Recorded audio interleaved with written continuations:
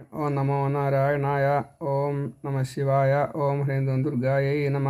ഓം പിതൃഭ്യോ നമ. ദേവേഭ്യോ നമ. ഭക്തേഭ്യോ നമ. ഓം അച്ഛനും അമ്മയും രക്ഷിക്കും ബാലരെ, വൃദ്ധരെ ശുശ്രൂഷ ചെയ്യുന്നു മക്കളും. മാതൃപിതൃ ഗുരു മുത്തച്ഛൻ തൊട്ടവർ, ശ്രാദ്ധപിണ്ഡാദിയാൽ തൃപ്തരാകും ദൃഢം. ശ്രീ ഗുരുവായൂരപ്പ ശരണം നാരായണ. എല്ലാ ജീവജാലങ്ങൾക്കും ഈ ശ്രാദ്ധപിണ്ഡാദികൾ ചെയ്യാനുള്ള അർഹത കിട്ടുന്നില്ല. വിശേഷബുദ്ധിയുള്ള മനുഷ്യന് മാത്രമേ ഔർധ്വ ദൈഹിക കർമ്മങ്ങൾ ചെയ്യാൻ സാധിക്കുള്ളൂ. വിശേഷബുദ്ധിയുള്ള നമ്മൾ ഭഗവത് അർപ്പിതമായിട്ട് എല്ലാ കർമ്മങ്ങളും ചെയ്യുന്നതിൻ്റെ ഒപ്പം സ്വന്തം തലമുറയിലെ ഓരോരുത്തർക്കും വേണ്ടിയിട്ട് ഈ ശ്രാദ്ധ പിണ്ഡ ബലികളെ ചെയ്യുക തന്നെ വേണം. അങ്ങനെ ചെയ്യുമ്പോൾ കിട്ടുന്നതായിട്ടുള്ള ആ പ്രവൃത്തിയുടെ ഫലമാണ് നാം കൊടുക്കുന്ന എന്തോ ആ കവ്യം ആണ് ഉദകം, ജലം, അതുപോലെ എള്ള്, ചെറുള. ഇതൊക്കെ അവർക്ക് പാഥേയമായിട്ട്, അവർക്ക് ആഹാരമായിട്ട് ലഭിക്കുന്നു.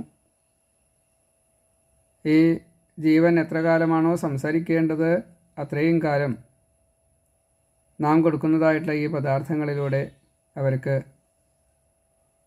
നിലനിൽക്കുവാൻ സാധിക്കുന്നു. തുടർന്ന് അതൊരു കാരണ ശരീരമാണ്. നമ്മുടെ ഈ സ്ഥൂല ശരീരത്തിന് വേണ്ടതായിട്ടുള്ള വസ്തുക്കളെ കൊണ്ടല്ല അവരത് സ്വീകരിക്കുന്നത്. അതിൻ്റെ എസൻസ്, എക്സ്ട്രാക്റ്റഡ് എസൻസാണ് സ്വീകരിക്കുന്നത്. പക്ഷെ അത് നമ്മൾ കൊടുത്താൽ മാത്രമേ അവർക്ക് ലഭിക്കുള്ളൂ. സ്വയമേവ എടുക്കാനുള്ള അധികാരം അവർക്കില്ല, കഴിവ് അവർക്കില്ല. അത് നമുക്കും ഇനി നമ്മുടെ ഈ ജീവൻ ഈ ശരീരം വിട്ടു പോകുമ്പോൾ നമ്മുടേതായിട്ടുള്ള അനന്തരന്മാർ നമുക്ക് വേണ്ടിയിട്ട് തരണം. അത് ആര് എന്നുള്ളതല്ല, മക്കളുടെ മക്കൾ, ഇങ്ങനെ നേരിട്ട് പറയാമെങ്കിലും ചിലപ്പോൾ അങ്ങനെയൊന്നും ആയിക്കൊള്ളണമെന്നില്ല. ഏതെങ്കിലും തലമുറയിലെ ഏതെങ്കിലും എന്തോ പൂർവ്വജന്മങ്ങളുടെ പുണ്യങ്ങളോ അങ്ങനെ എന്തെങ്കിലും ബന്ധങ്ങളുണ്ടെങ്കിലും ഈ കൊടുക്കുന്നത് ഈ ജീവാത്മാവിന് ലഭിക്കും എന്നൊരു നിയമം കൂടി അതിനൊപ്പമുണ്ട്. അപ്പോൾ എല്ലായ്പ്പോഴും ഒപ്പം മറ്റുള്ള പിതൃക്കൾക്കും കൂടി കൊടുക്കുക എന്ന ഉച്ഛിഷ്ടബലിയുടെ പ്രാധാന്യവും അവിടെ എടുത്ത് കാണിക്കണം. എല്ലാവർക്കും ഉച്ഛിഷ്ടബലി ഇല്ല, എന്നാലും ഉള്ളവർക്ക് ഈ ഒരു വലിയ ഭാഗ്യം തന്നെയാണ് കൊടുക്കാൻ സാധിക്കുന്നത്. അതിന് ഈ ക്രിയയിൽ ഇല്ലാത്തവർക്ക് അതിൻ്റേതായിട്ടുള്ള മറ്റ് പ്രക്രിയകളുണ്ട്, തർപ്പണാദികളുണ്ട്.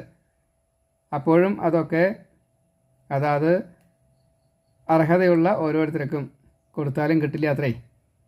അപ്പോൾ അർഹതയുള്ള ഓരോരുത്തർക്കും അത് ലഭിക്കണോ എന്ന് ശാസ്ത്രം പറയണം. നമ്മളെല്ലാവരും അങ്ങനെയുള്ള